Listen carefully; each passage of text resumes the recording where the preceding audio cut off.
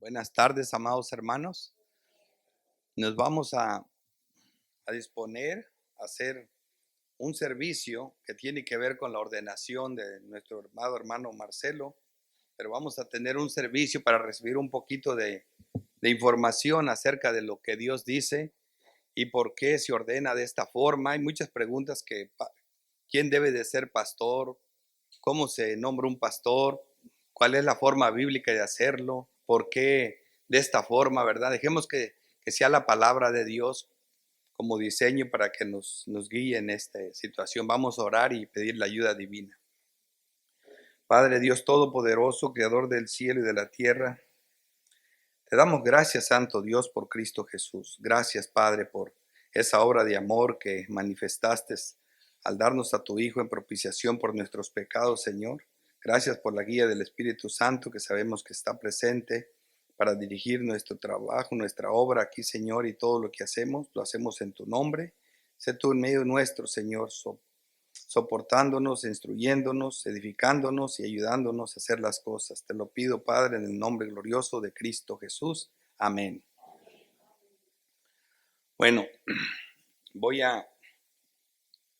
tengo aquí este mensaje de la ordenación. Voy a tomar lectura de Tito. Voy a leer el primer versículo. Va a ser de Tito del 5 al 9. Sermón de ordenación pastoral. Siempre que se va a hacer una ordenación, siempre se va a tomar este versículo, pero va a ser como el texto a predicar. Dice, por esta causa te dejé en Creta, le dice Pablo al apóstol joven Tito, perdón. Dice, para que corrijas lo deficiente y establecieses ancianos en cada ciudad, así como yo te he mandado. Entonces vemos aquí la parte principal, ¿verdad? De por qué esta razón, cómo pastores se establecen a otros pastores, ¿verdad? Entonces lo dejó en Creta, dice, estamos hablando de pastores en cada ciudad, no mandando pastores de un lugar a otro sin que la iglesia los conozca, ¿verdad? Sino que sean conocidos, que sean parte del pueblo de cada ciudad, dice. Y aquí da la lista, dice, el que fuere reprensible, marido de una sola mujer, tenga hijos creyentes, que no estén acusados de disilusión y rebeldía.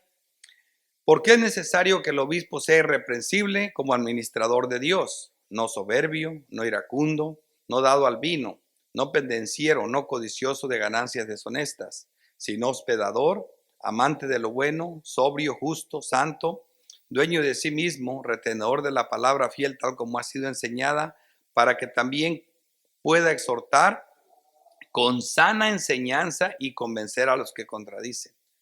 A manera de introducción, vamos a ver que la ordenación del hermano Marcelo es al pastorado, es lo que tenemos que ver bien. Ahora, hermano Marcelo, todo lo que debes saber de tu ministerio y responsabilidad que vas a tener ahora, de ahora en adelante, bíblicamente lo que Dios dice de acuerdo a lo que vamos a hacer. Y ustedes como miembros de esta comunidad naciente de santos, ¿qué es lo que deben saber tocante a su pastor y su responsabilidad y trato para con él? ¿Cómo deben mirarlo ahora? ¿Qué dice la Biblia de este tema? Este será el mensaje de hoy con la guía de nuestro Señor Jesucristo y el poder del Espíritu Santo. Entonces, para el texto central de esta enseñanza, siempre que se habla de los requerimientos para un pastor, siempre van a ir a este texto y van a ir a Timoteo. Siempre estos dos lo van a hacer, que son su texto paralelo. 1 Timoteo 3. Y siempre que se ve este texto no lo pueden predicar ni enseñar sin que siempre tengan claro el texto que voy a usar ahorita para centrar este mensaje. Este es un texto que es vital.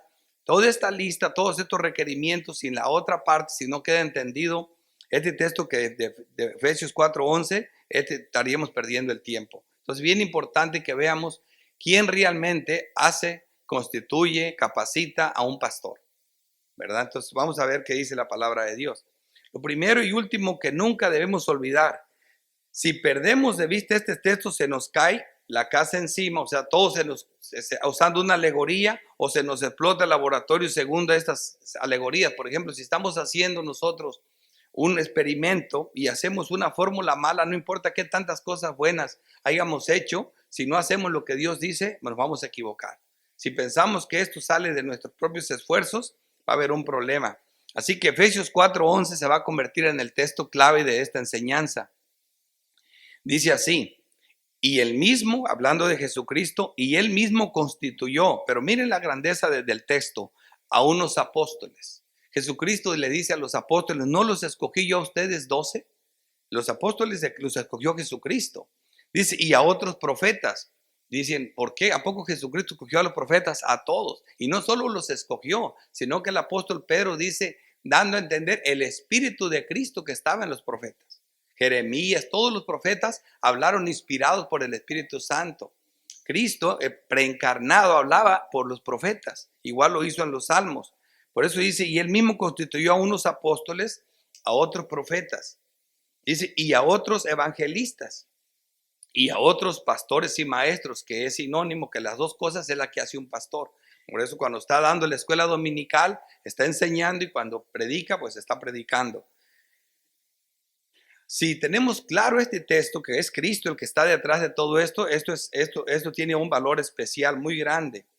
Vemos en el libro de Apocalipsis, por ejemplo, que dice bien clarito cuando comienza el capítulo 1, dice, esta es la revelación de Dios el Padre, que envió, esta es la revelación de Jesucristo, que envió Dios el Padre, por medio de su ángel a su siervo Juan, que es un apóstol. Pero fíjense lo que dice, esta es la revelación de Jesucristo, que envió Dios, ¿me entienden?, a sus siervos, o sea, a la iglesia, y la envió por medio de su ángel. ¿A quién? A su siervo Juan, que Juan era apóstol. Y luego Juan agarra esa información y la escribe y dice, y la manda, dice, al ángel de la iglesia en Éfeso, en Esmirna, en Tiatira, en Laodicea. Se la está mandando a cada ángel que todos saben, todos los teólogos en esto, claro, que se refiere al pastor de cada una de las iglesias.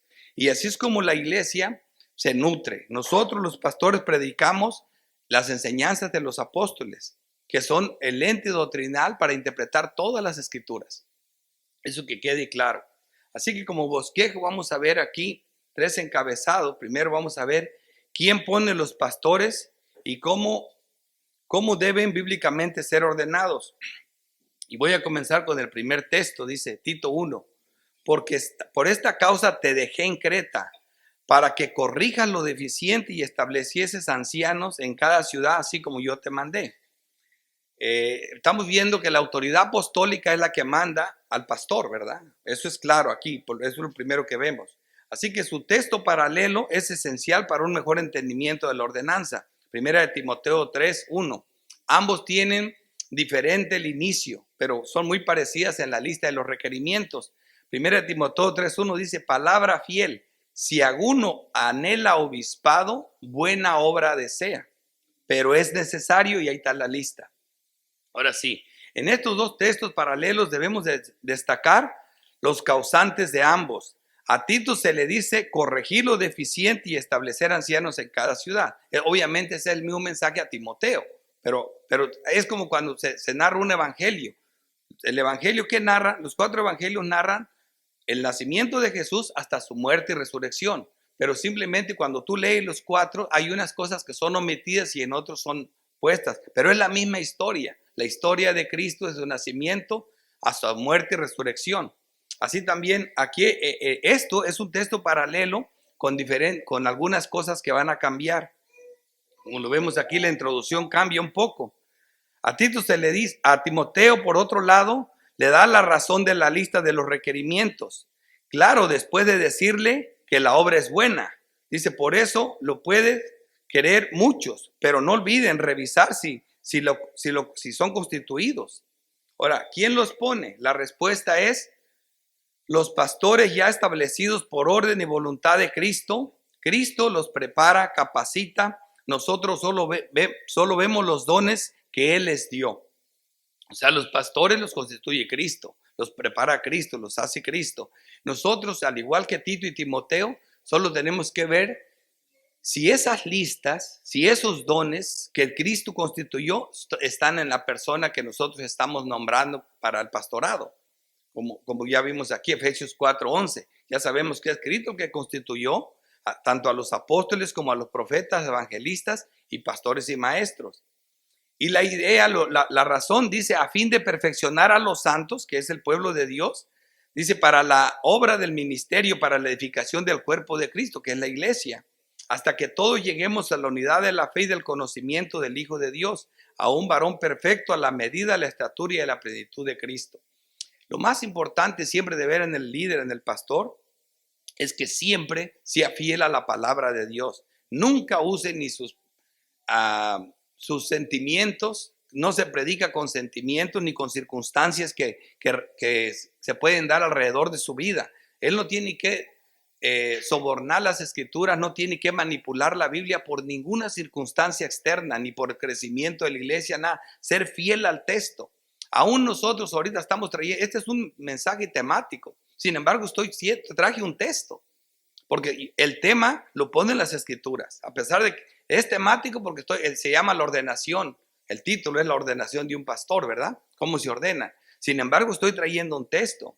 Así que es necesario que las ovejas conozcan a su pastor y viceversa. No puede ser un desconocido.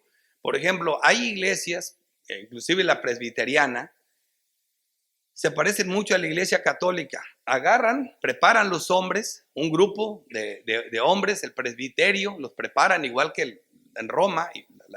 Ya que los tienen preparados, los mandan a diferentes países, a las iglesias. O sea que la iglesia no sabe si el cura que va a llegar es un homosexual o un mujeriego o un asesino. No, están rogando a Dios que sea bueno. Ni lo conoce, nomás llega, lo mandó la diócesis. O por ejemplo en las iglesias de ahorita, los prepara el seminario.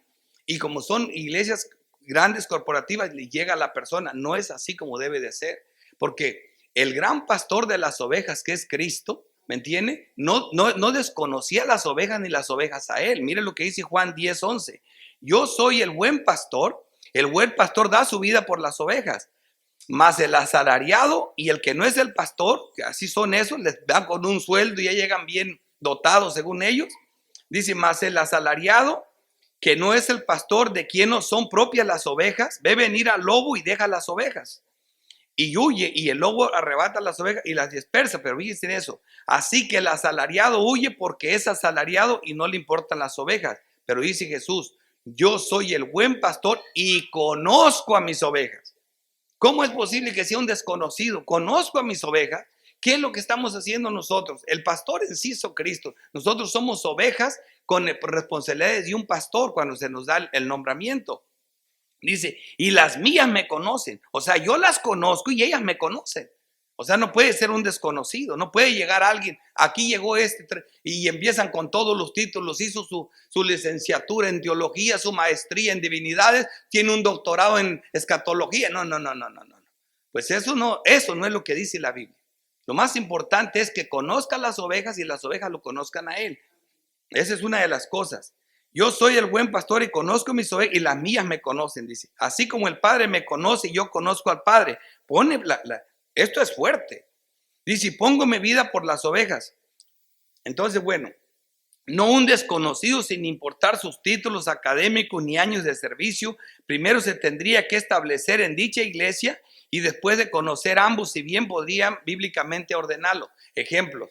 Yo puedo tener 30 años de pastor en la iglesia donde estoy, pero si llegara a ir a otra ciudad y llegar a otra iglesia, me tienen que tener como un año en observación después de que yo conozca la iglesia y las ovejas me conozcan a mí y van a votar y puedo ser que llegue a ser pastor en esa iglesia. Pero es muy difícil que en las doctrinas reformadas, un pastor deje su iglesia. Siempre están ahí. Normalmente no pasa eso.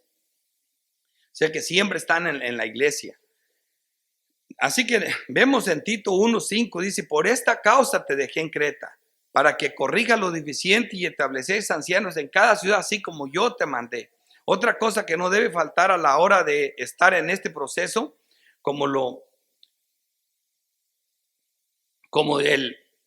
el enfermo cuando selecciona a un buen doctor, se asegura que sea un buen doctor porque quiere ser sanado, ¿verdad? Es la oración. La oración en Hechos 14:23 dice, constituyeron ancianos en cada iglesia, ¿ves? Puso la misma palabra que hizo Cristo. Cristo fue el que los constituyó. Y dice aquí, constituyeron ancianos en cada iglesia. Por eso dije yo, ¿quién pone los pastores? La respuesta es Cristo. Y los otros pastores que ya son ordenados constituyen lo que Cristo hizo, confirman lo que Cristo hizo. Entonces aquí bien dice, bien clarito, dice, y constituyeron ancianos en cada iglesia, dice, habiendo orado con ayunos, les encomendaron al Señor en quien habían creído. Pero la oración es bien importante. Vamos a pasar a nuestro segundo encabezado. ¿Qué debemos tomar en cuenta a la hora de evaluar a los pastores? En 1 Timoteo 3:1 dice, palabra fiel, si alguno anhela obispado, buena obra desea, pero es necesario que el obispo sea, y aquí viene la lista. Entonces, ¿por qué aún Tito empieza de una forma y Timoteo de otra? Bueno, existe mucha gente que cree que tiene el don de ser pastor, y hay mucha gente que viene, y los problemas que en los 12 años, 14 que tenemos de la iglesia, los problemas más grandes que hemos tenido son personas que creen que tienen el don de pastores y que deberían de ser pastores y a fuerzas quieren predicar cuando no tienen el don ni el llamado. Y no tienen, y no vemos nosotros eso. Entonces esa gente se vuelve un problema.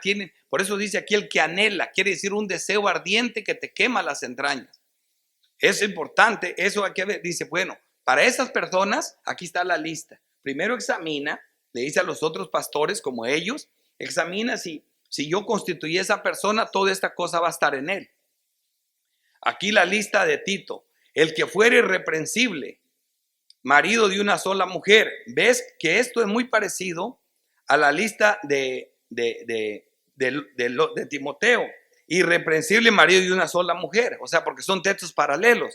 Sin embargo, acá en Timoteo dice sobrio, decorador, pero Tito aquí se va con esto, dice, el que fuere irreprensible, marido de una sola mujer, dice, y tenga hijos creyentes que no estén acusados de disolución ni de rebeldía. Y este texto es bien complicado porque existen muchas personas hoy en día que si el pastor tiene un hijo que no es creyente, ya no es pastor. O si todos comienzan bien, pero después uno de sus hijos se sale y deja de venir a la iglesia, cesan al pastor, dice, ya no puede ser porque la palabra de Dios dice que tienes que tener hijos creyentes. Y la pregunta es, ¿cómo sé qué está allí? Eso es palabra de Dios. ¿Cómo sé que eso quiere decir? Hermano, si eso dice ahí, eso dice. Pero tenemos que ver, ¿es así o estoy medio confundido? Hay algo que no entiendo bien. ¿Por qué?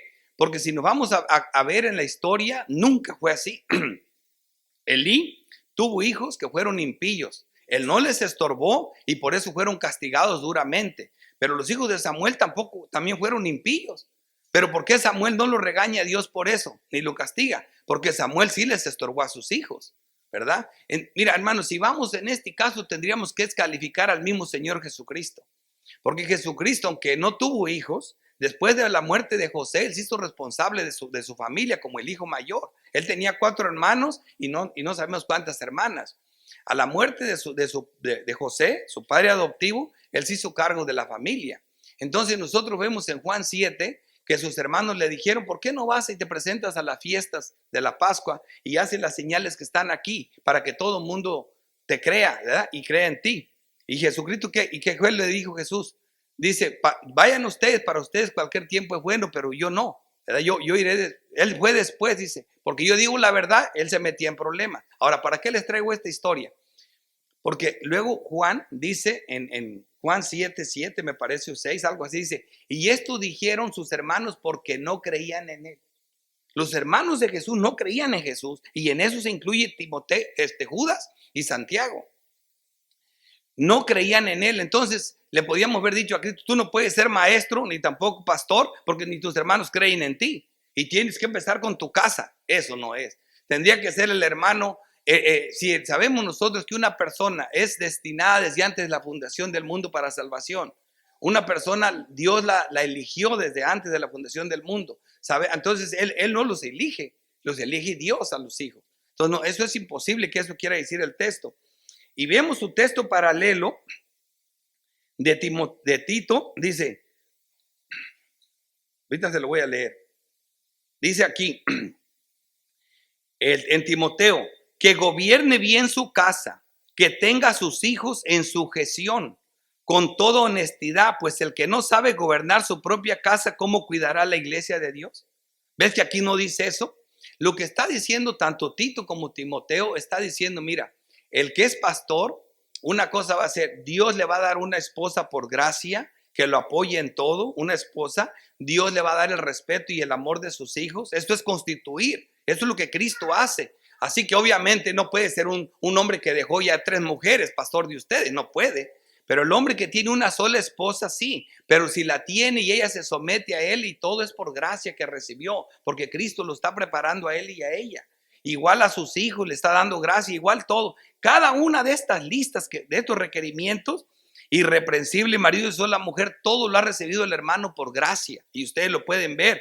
Sobrio, prudente, decoroso, hospedador, apto para enseñar. Lo estamos viendo, lo observamos. Ya tenemos casi 2 años, no lo hicimos a la carrera, donde lo vemos enseñar en la escuela dominical y predicar también. Aparte de todo, hay cosas muy importantes que se han ido evaluando. Eso es lo que hemos tenido haciendo nosotros, obedeciendo lo que Dios dice. Para eso te dejé en Creta. Nosotros somos esos pastores, para que estableciésemos ancianos. Y nos dice todo lo que tenemos que ver en ellos. No dado al vino, no pendenciero, no codicioso de ganancias deshonestas, sino amable, apacible y no avaro. Así que lo que nosotros enseñamos es la palabra del Evangelio de Cristo tal y como Él es enseñada a los apóstoles. A la vez, eso transmiten a otros. En 2 de Timoteo 2:1 dice, tú pues, hijo mío, esfuérzate en la gracia que es en Cristo Jesús. Vemos que lo recibimos por gracia, pero que nos esforcemos. Ahí está la soberanía de Dios y la responsabilidad humana juntas. Dice, lo que has oído de mí, dice Pablo, ante muchos testigos le dice el obispo, el apóstol al pastor. Esto encarga a hombres fieles que sean idóneos para enseñar también a otros. ¿Ves? Ese es un requerimiento. Claro, vemos en las Escrituras otras marcas y características de los verdaderos pastores, los constituidos capacitados por Cristo, como en 1 de Pedro 5:1 dice, ruego a los ancianos que están entre vosotros, ven esta palabra, entre vosotros, no desconocidos, yo anciano también con ellos y testigo de los padecimientos de Cristo, que soy también participante de la gloria que será revelada. Dice Pedro, apacentad la grey de Dios, las ovejas son de Cristo, la grey de Dios que está entre vosotros, cuidando de ella no por fuerza, sino voluntariamente, no por ganancia deshonesta, sino con ánimo pronto. En la Reforma, en esta clase de doctrina, la mayoría de los pastores no reciben salario. Ustedes ven el hermano, él no está aquí por dinero, él trabaja para mantener a su familia, él sostiene a su familia. Aquí en la iglesia de nosotros, estamos aquí, el pastor Javier tiene años aquí. ¿Cuántos años tienes de pastor? 8. Y no recibe salario, trabaja. Entonces no debe de ser siempre por el dinero. O sea, los que andan buscando son asalariados. Esos cuando ven problemas corren, como lo vimos hace rato. Entonces vemos bien clarito, y si no como teniendo señorío sobre los que están a vuestro cuidado, sino siendo ejemplos de la grey. Primero, el apóstol Pedro se dice, yo anciano igual que usted, siendo apóstol, siendo cabeza de la iglesia, se pone a la par de los ancianos o de los pastores. Y vemos que esto es humildad. Y aquí dice, no teniendo señorío de la grey. Él, a pesar de que va a ser pastor de ustedes, también es oveja. Todos somos ovejas de Cristo. Y de entre esas ovejas, Dios escoge a algunas personas, las capacita, las constituye para enseñar a otros, ¿verdad? Pero lo tenemos que hacer en esta manera. No como teniendo señorío sobre los que están a vuestro cuidado, sino siendo ejemplos de la grey. Los que están de moda dice, lo que está de moda en los pastores de ahora es el señorío de la grey, ya que lo hacen ver a la congregación que ellos tienen algo que ellos no tienen, como superhombres. Por eso se venden de esta manera, problemas de matrimonio, problemas de salud, problemas con los hijos, problemas de drogas, de económicos. Dice, venga, nosotros oramos por usted. Ahí anda la gente, pastor, quiero que vaya a bendecir mi carro, quiero que vaya a bendecir mi casa. ¿Por qué? ¿Qué tiene el pastor? Tu oración es igual que Pedro dijo que tienen una fe igualita que la nuestra. Porque si Pedro dice que la fe de las ovejas es igual que la de él, ¿por qué creen que el pastor tiene una fe más grande que la de ustedes? Que somos iguales. Todos somos iguales en ese sentido, hermanos. No existe esa diferencia. Por eso lo que le sacan es todo lo que tendrán. a lo que le sacan a la gente, porque no tiene nada, dice, pero nunca la corona de gloria, dice, y cuando aparezca el príncipe de los pastores, vosotros recibiréis la corona incorruptible de gloria. Eso es a los fieles pastores. Esto es algo hermoso, por eso la obra es buena y hay galardón. Ahora, mis hermanos, no porque nuestra fe es igual de preciosa, eso no quita el respeto y cuidado financiero que se le debe a los fieles pastores cuando se pueda. Y cuando la iglesia crezca, por ejemplo, en Hebreos 13:7 dice, acordaos de vuestros pastores que os hablaron la palabra de Dios, considerad cuál haya sido el resultado de su conducta e imitad su fe. Y en 1 Tesalonicenses 5:12 dice, os ruego, hermanos, que reconozcáis a los que trabajan entre vosotros y os presiden en el Señor, ¿ves? Que los reconozcan. Dice, y os amonestan. Dice, y que los tengan en mucha estima y amor por causa de su obra. La obra es buena, hay que tener un respeto por ellos, pero eso es lo que toca de ustedes hacia Él, pero de Él hacia ustedes es no enseñorarse, ser humilde, y ustedes saben que lo es. ¿Entienden? Tener paz, lo dice, este es el sello principal que debemos ver en los pastores en proceso, tanto los pastores que los proponen como la membresía de la iglesia. O sea, en el caso mío, lo primero que yo tengo que ver es esto. Voy a leer este texto y luego les explico. Esto es lo primero y lo más importante. Todavía más que esa lista que estamos viendo ahí, también esto vale la pena. Mira, 1 Corintios 9:1.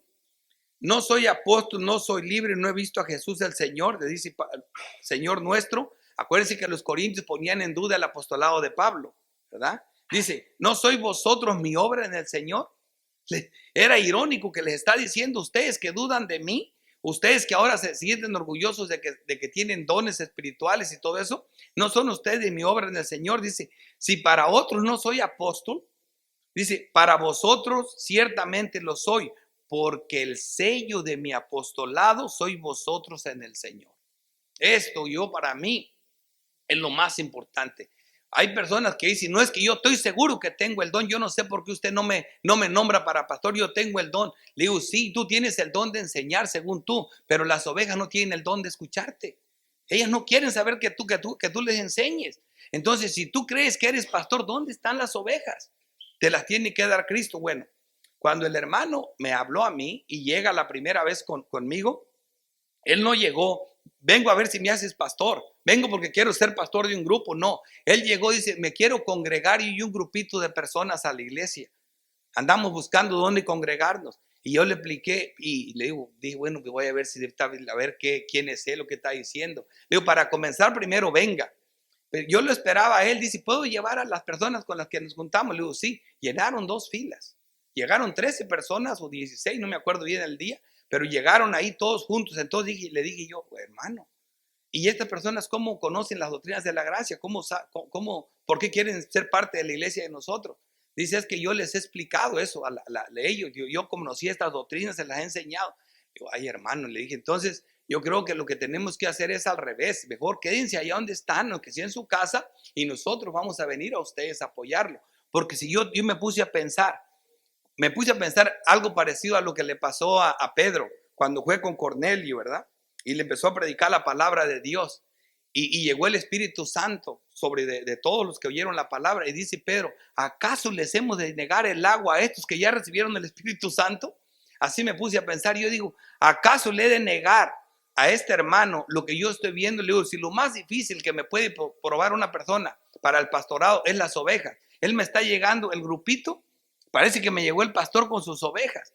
Entonces le dije, no, yo voy a ir a ustedes, vamos a revisarlos por todo un tiempo, vamos a ver si él es apto para enseñar, si su esposa, si es marido de una sola mujer. Vimos todas esas cosas, digo, Dios está haciendo todo en él. Y no soy yo, le he preguntado a él, le he preguntado al otro hermano, todos los que han ido a su casa, y eso lo estamos viendo. Entonces estamos viendo una ordenación bíblicamente correcta, no es una invención de los hombres.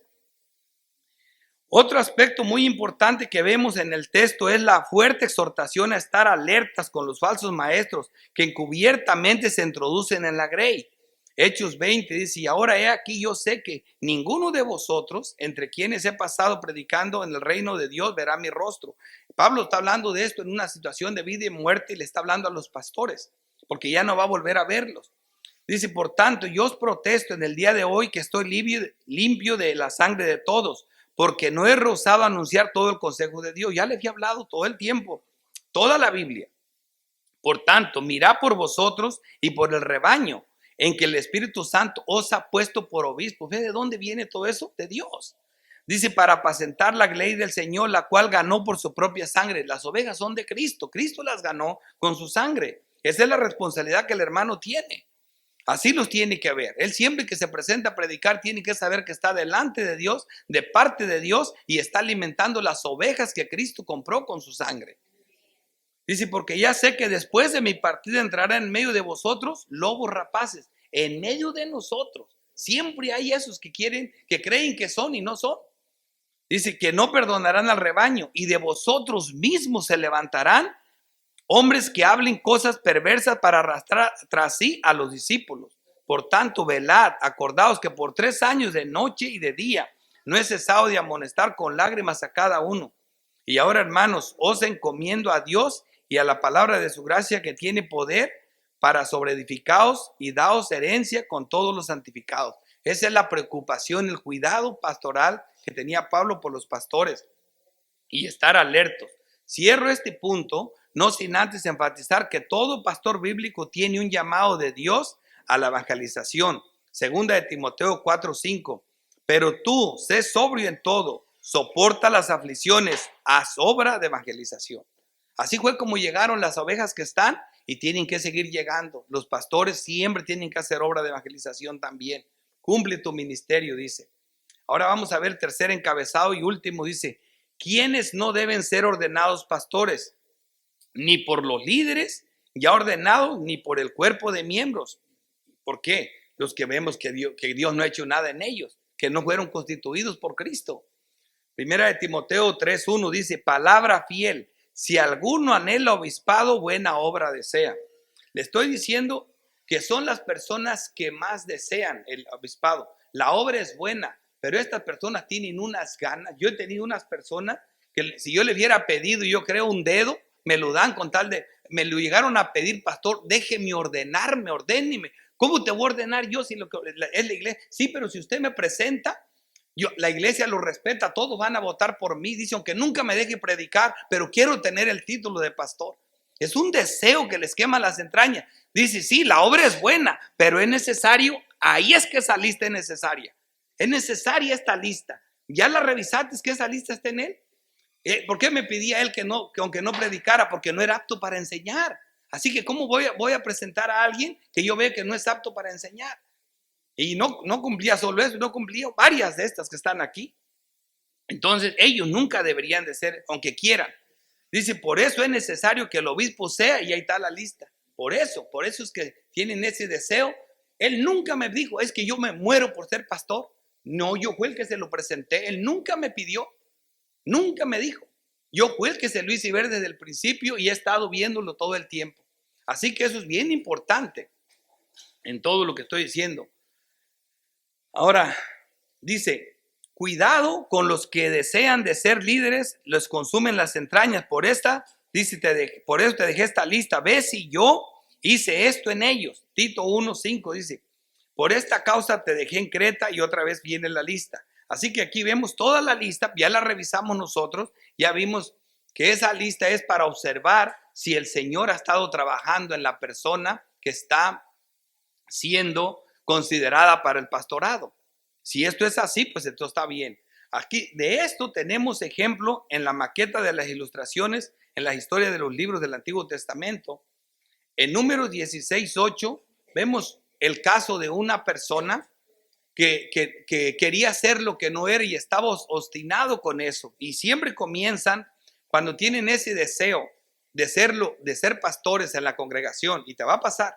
O sea, conforme vaya creciendo en la iglesia, eso va a pasar. Entonces, cuando estas personas tienen ese deseo y no son escuchadas, comienzan a crear división, comienzan a atacar el pastorado, comienzan a decirte, fíjate que el pastor, y vas a ver que van a comenzar a atacar, y siempre van a encontrar terreno fértil en la misma congregación. Para cuando acuerdas ya tienen un grupito. ¿De dónde saco eso? Porque lo he visto yo, sí, pero lo que yo he visto no vale, sino que lo voy a traer de las escrituras. Por ejemplo, acuérdense de Moisés. Coré se levantó con un grupo de personas atacando a Moisés. No, que no nomás a ustedes les habla Dios, que también nosotros somos santos y que somos igual que ustedes. Y empezó a atacar. Pero ¿qué comenzó a hacerle la guerra a Moisés? En número 16:8 dice, dijo más Moisés a Coré, oíd ahora, hijos de Leví, cuando los juntó Moisés. Dice, les dice eso, porque Coré era primo hermano de Moisés y de Aarón, y él era el encargado de los querubines, de guardar todo eso, de preparar el lugar santísimo. Era un hombre importante también Coré, pero él quería otra cosa. Mira lo que dice. Os es poca cosa que el Dios de Israel os haya apartado de la congregación de Israel. Acercaos a él para que ministres en el servicio del tabernáculo de Jehová, y estáis delante de la congregación para ministrarla. ¿Y qué te hizo acercar a ti y a todos tus hermanos, los hijos de Leví, contigo? ¿Procuráis también el sacerdocio? Eso es lo que quería. Para eso tanto pleito, por eso estaba con esa separando, para eso trae a 250 personas ya. Imagínate, porque quería el sacerdocio de Aarón. Aquí Moisés dice, por tanto, tú y todos tus sequitos sois los que os juntáis contra Jehová. No estás peleando con nosotros, estás peleando con Dios. Si Dios no te dio eso, ¿por qué quieres a fuerza lo que Dios no te dio? Dice, ¿qué es para que contra él murmuréis? ¿Qué es Aarón? O sea, la lucha no la tienes con Aarón, la tienes con Dios. Y ya aquí, en las enseñanzas apostólicas, claro, vemos la razón principal de los pleitos en las iglesias por esta misma causa. Lo que quieren y no son, cuidado con ellos. Los que desean el obispado, pero no tienen eso, son los que van a causar siempre problemas. Santiago 4:1 dice, ¿de dónde vienen las guerras y los pleitos entre vosotros? ¿No es de vuestras pasiones, las cuales combaten en vuestros miembros? Codicias, o sea, quieres algo, cuando no lo consigues, a pelear se ha dicho. Dice, codicias y no tenéis, matáis y ardéis de envidia. ¿Qué es lo que tenía Coré? Envidia. Quería el sacerdocio de Aarón. No estaba conforme con lo que Dios le dio. Así no se hacen las cosas. Por eso es como dice, a esos que se los está consumiendo las ganas, hay que revisar si Dios los capacitó, si fueron constituidos por Dios. Eso tenemos que tener bien claro. Porque fíjate lo que dice, codicias y no alcanzáis, combatís y luchas. Estaban luchando con él los dos. Dice, pero no tenéis lo que deseas porque no pedís. Pedís y no recibís porque pedís mal para gastar en vuestros deleites. Ahí tenemos el ejemplo más claro. Así que todo esto por no aceptar que los pastores los pone Cristo, que este don viene del cielo. Santiago 1:16. Amados hermanos míos, no erréis. Por eso la obra es buena.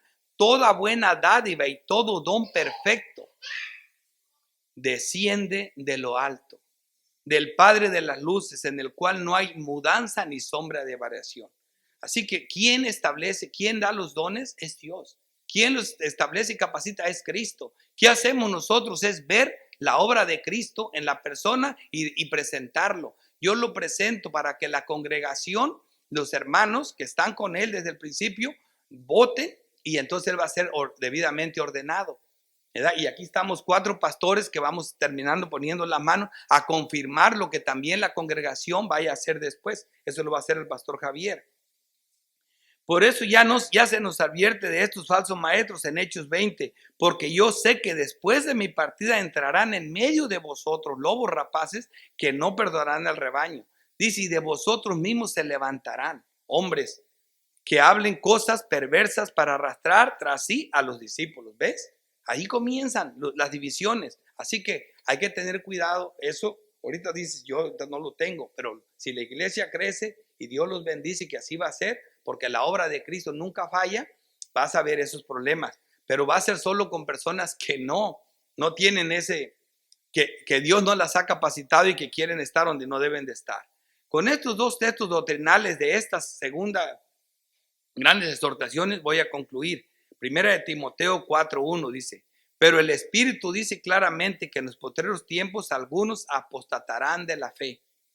Y cuando dice apostatarán, se personas que han estado expuestas al verdadero evangelio, porque solo esos pueden apostatar. Y ya vimos el ejemplo que Judas es el ejemplo. Él estaba expuesto a la fe verdadera, al mejor maestro, convivía con los hermanos y apostató. Es un apóstata por excelencia. Dice, escuchando a espíritus engañadores y doctrinas de demonios. No olvidemos que el diablo está involucrado en toda religión falsa y en toda doctrina falsa. ¿Mm? Por la hipocresía de mentirosos que teniendo cauterizada la conciencia prohibirán casarse y mandarán a abstenerse de alimentos que Dios crió. Y ahí vemos nosotros que son expertos en poner reglas y cargas que ni ellos mismos son capaces de llevar.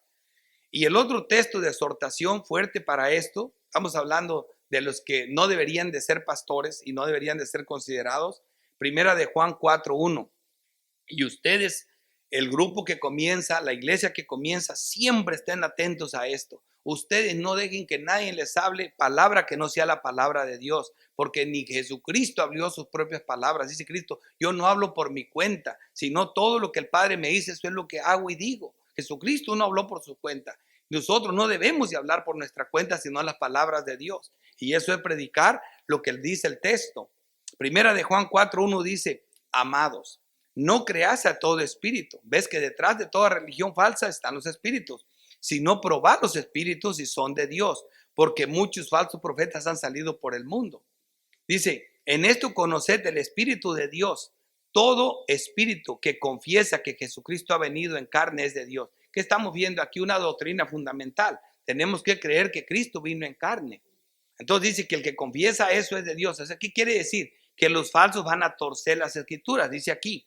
Y todo espíritu que no confiesa que Jesucristo ha venido en carne no es de Dios, y este es el espíritu del anticristo. ¿Te fijas?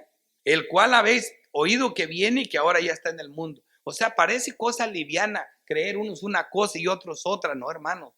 Cualquier cosa fundamental, doctrinal que se niegue, ese es el espíritu del anticristo. Y hay que estar atentos en eso.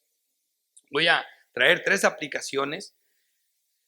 No sin antes hacerles una observación muy importante del pastorado. Por ejemplo, es bien importante, hermanos, para conclusión, que entiendan que sí, el hermano es una oveja de Cristo, es igual que ustedes, está entre de ustedes, pero hermanos, miren, en el Antiguo Testamento Dios trajo la palabra por medio de ángeles y usó profetas, que realmente era el Espíritu de Cristo en los profetas hablando. Pero ustedes piensen en un Ezequiel, en un Isaías, Jeremías, ¿verdad? Profetas grandes. Y luego en el Nuevo Testamento es por los apóstoles. Piensen en las palabras de Pablo, las de Pedro y las de Juan, los 3 más grandes apóstoles en cuanto a los cimientos doctrinales que nos dejaron. Ahora, hermanos, ¿cómo nos llega la palabra a la congregación? No viene ni Jeremías, ni Ezequiel, ni Pablo, ni Pedro a predicarla. Así que el que la va a predicar es el hermano. Así para que usted vea, están representando a los profetas y a los apóstoles. Realmente Él está trayendo ese mensaje a ustedes. Esa es la responsabilidad de traer esa palabra clarita, la palabra de extraerla de la doctrina de los apóstoles y presentársela a la iglesia. Es una responsabilidad muy grande para que siempre estén orando por Él y vean que siempre que les predica les expone el texto de la palabra de Dios. Ahora sí voy a traer las aplicaciones. Iglesia, lo más importante de examinar y vital de observar si el candidato a pastor realmente nació de nuevo, sin importar cuántos títulos académicos tenga o ganas de ser pastor. Porque si no nació de nuevo, si no es un santo, olvídense de todo lo demás. Lo primero es que esa persona haya nacido de nuevo. Por eso Jesús, cuando vemos nosotros el Evangelio de Juan se termina en el capítulo 20, pero Juan añade una postdata al capítulo 21, solo para hablar de otra de las resurrecciones, de apariciones de Cristo. Se les aparece y es cuando le dice a Pedro, Pedro, ¿me amas? Cuando Dios dice, Pedro, ¿me amas? La palabra amor que le está hablando es amor, que es el ágape, porque es Dios el que está hablando. Pedro, ¿me amas? Ágape. Pero el hombre no puede producir ágape. Por eso Pedro le decía, sí, Señor, tú sabes que te tengo afecto. Pedro le decía, sí, Señor, Filadelfia, o afecto fraternal. Pero eso no es lo que quería. Así que el amor es esencial que la persona haya nacido de nuevo. ¿Por qué? Porque solo los hermanos se pueden amar con amor ágape. Y el amor filial o Filadelfia de los hermanos en Cristo es la manifestación que ustedes dan en respuesta al amor ágape que tienen de parte de Dios. Por eso dice la palabra, hermanos, hijitos, ámense los unos a los otros porque el amor es de Dios. El amor de los hermanos es un milagro, es el amor de Dios. no lo producen los hombres normales. Lo que nosotros producemos en el cariño que nos tenemos como congregación es el amor, es el afecto fraternal. Por eso dice Pedro, agrega al amor afecto fraternal. A la fe le podemos agregar virtud. La fe es un regalo de Dios, pero la virtud es la disposición de hacer cosas buenas para mostrar que la fe es verdadera, produce frutos. Así, eso es más o menos. Por eso es importante que la persona haya nacido de nuevo. Primera de Corintios 2:12.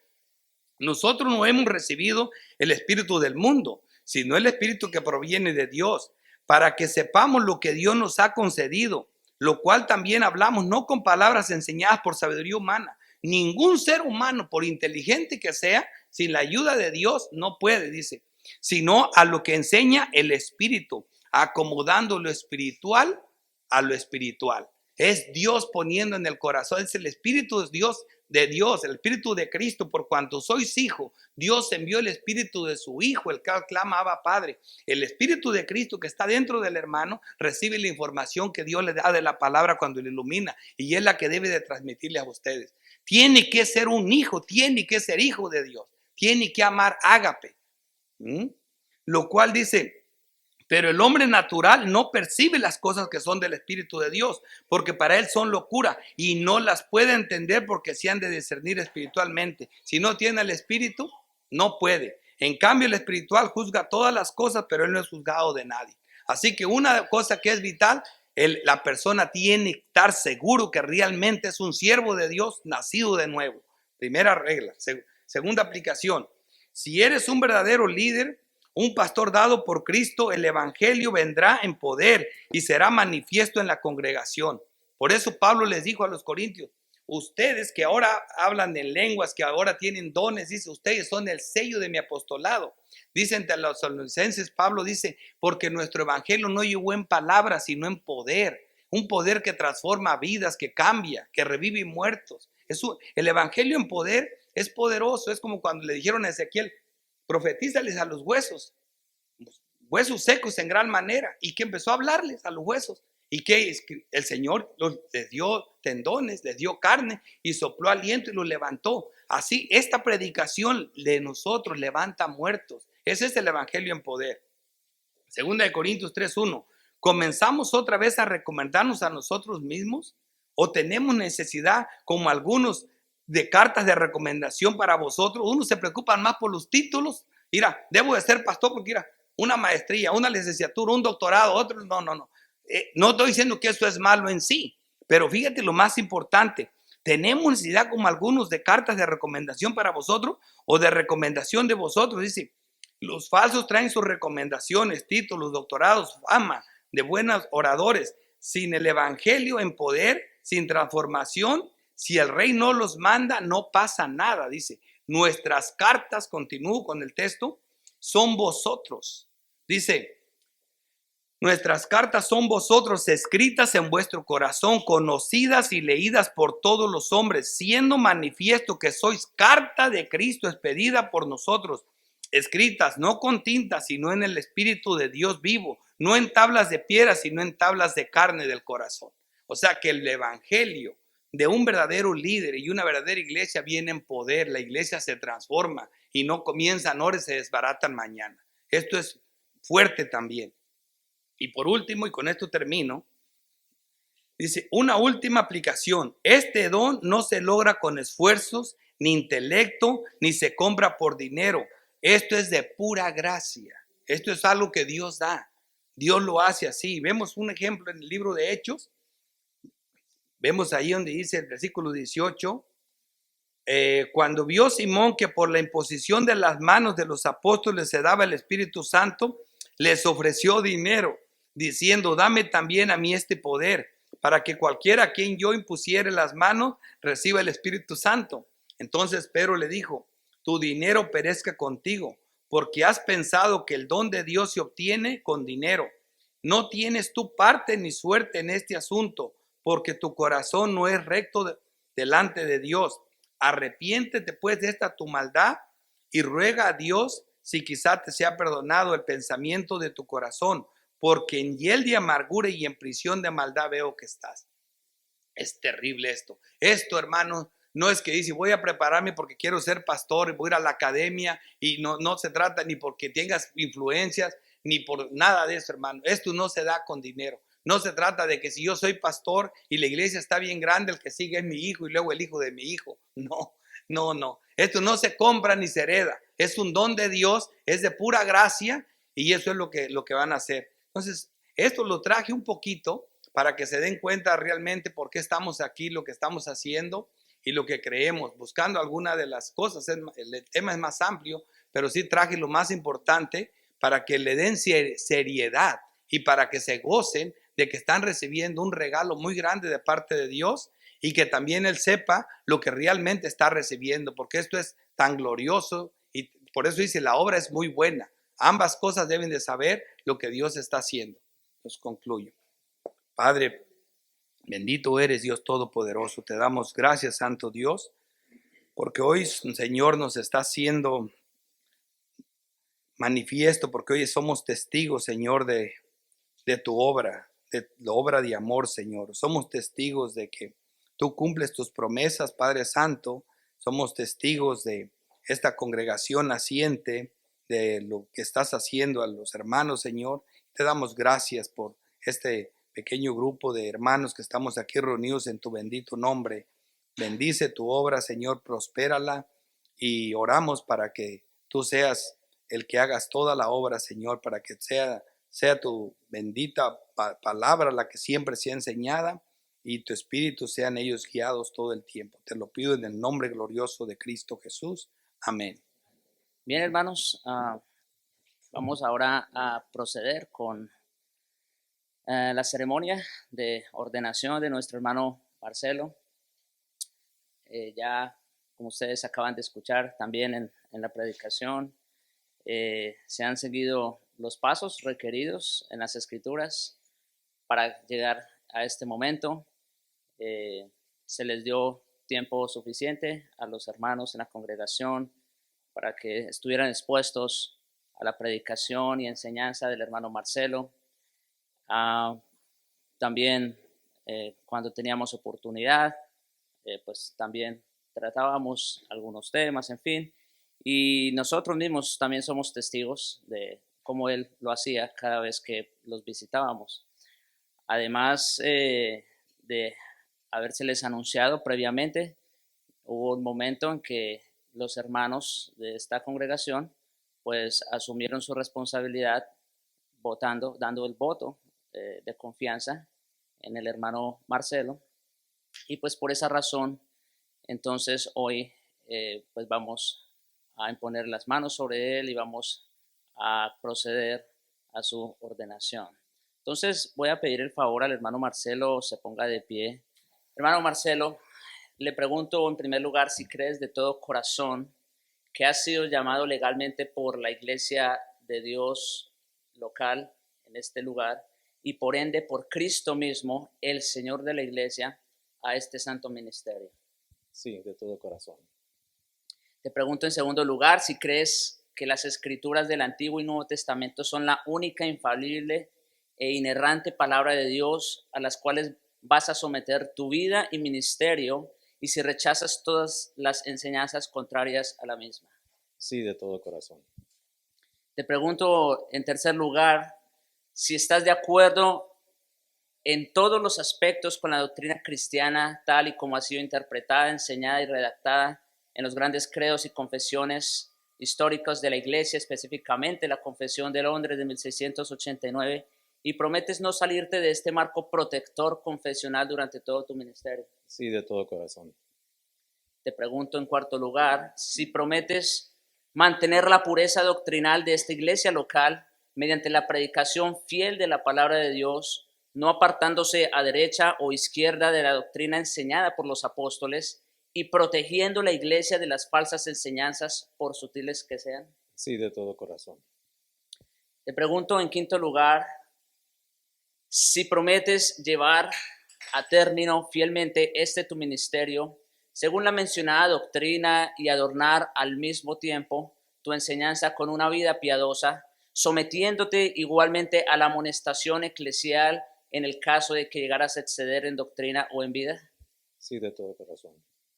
Hermano, te pregunto en sexto lugar, si prometes delante de esta congregación mantener la pureza de la adoración dentro de los límites que impone el principio regulativo de la misma, no acomodando la liturgia a los vientos extraños de la contextualización cultural, evitando la intromisión de cualquier elemento ajeno a la palabra de Dios, de músicas o prácticas que los alejen de la solemnidad y reverencia característica del culto reformado. Sí, de todo corazón.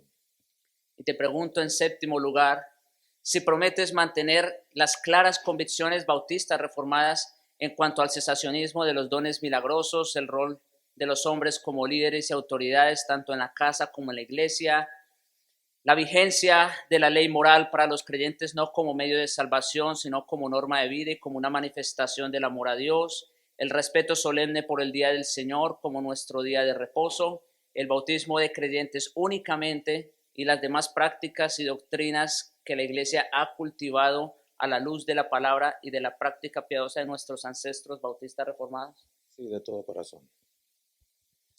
Bien, hermano, ahora permítame hacerle unas muy breves exhortaciones, solo para confirmar lo que usted acaba de decir. Ahora pues, hermano y compañero en Cristo, mira por ti mismo y por toda la grey sobre la cual el Espíritu Santo te ha puesto por obispo para pastorear la iglesia de Cristo, la cual él ganó para sí con su propia sangre. Ama a Cristo sobre todas las cosas y pastorea sus ovejas, ejerciendo el ministerio no de necesidad, sino con buena voluntad, no por torpe ganancia, sino con ánimo pronto, no como si tuviese señorío sobre la herencia de Dios, sino al contrario, como siendo obispo de la grey. Sé tu ejemplo de los creyentes en palabras, en manera de vivir, en amor, en fe, en pureza. Aplícate a la lectura, la exhortación, la enseñanza. No descuides el don que hay en ti. Medita en estas cosas. Ocúpate enteramente en ellas para que tu aprovechamiento sea manifiesto a todos. Mira por ti mismo y por la enseñanza. Persevera en estas cosas. Lleva con paciencia, hermano, todo sufrimiento y opresión como buen soldado de Cristo, porque haciendo esto te salvarás a ti mismo y también a los que te oyen. El Dios nuestro Padre Celestial que te ha llamado a este santo ministerio, te alumbre con su espíritu, te fortalezca con su mano, de tal manera que dirija tu ministerio, que puedas andar digna y provechosamente para el engrandecimiento de su nombre y la extensión del reino de su Hijo Jesucristo. Y cuando fuere manifestado el príncipe de los pastores, recibirás la corona inmarcesible. Y unas muy breves aplicaciones también para la iglesia local. Vosotros, amados creyentes, recibid en el Señor a vuestro ministro con alegría y tenedle en honra. Recordad que Dios mismo os habla y ruega por medio de él. Recuerden que él es un don de Cristo para ustedes, la iglesia local. La palabra que os predicará, recibidla, no como palabra de hombres, sino como es en verdad palabra de Dios. Sean para vosotros hermosos y agradables los pies de los que predican las buenas nuevas de paz y traen nuevas de gran gozo. Obedeced a los que tienen el gobierno de vosotros y someteos a ellos, porque velan por vuestras almas como quienes han de dar cuenta a Dios, a fin de que lo hagan con gozo y no con pesadumbre, porque esto no os será provechoso. O sea que al hacerlo de esa manera, ustedes serán los más beneficiados. Si hicieres estas cosas, la paz de Dios estará en vuestros corazones, en vuestros hogares, y los que reciban a este hombre en nombre de profeta recibirán la recompensa de profeta. Y al creer en Cristo a través de su predicación, heredarán también a través de Cristo la vida eterna. Pero puesto que ningún hombre es suficiente para estas cosas, con gratitud vamos a invocar el nombre de Dios. Así que ahora ruego a los pastores aquí presentes también, pasan al frente y le ruego el favor al hermano Marcelo se ponga sobre sus rodillas, mirando para el frente. Así en el orden.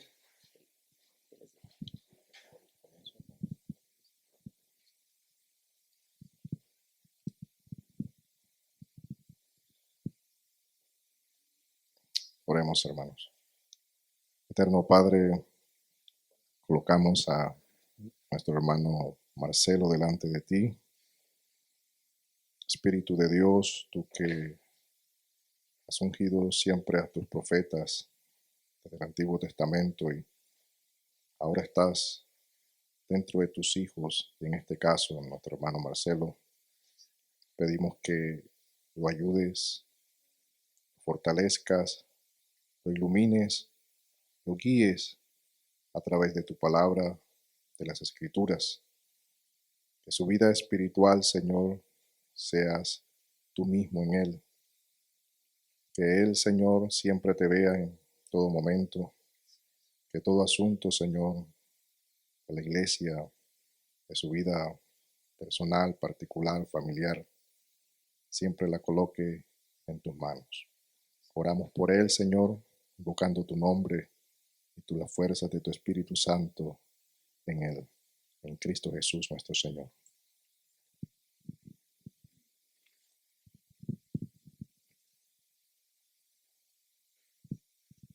Padre, venimos delante de tu presencia, presentándote a tu siervo, Padre, pidiéndote, Señor, tú bendigas a él y a su familia, Padre, de una manera especial, Señor. Que tú seas con él, con su esposa, que es su ayuda idónea, Señor, fortaleciendo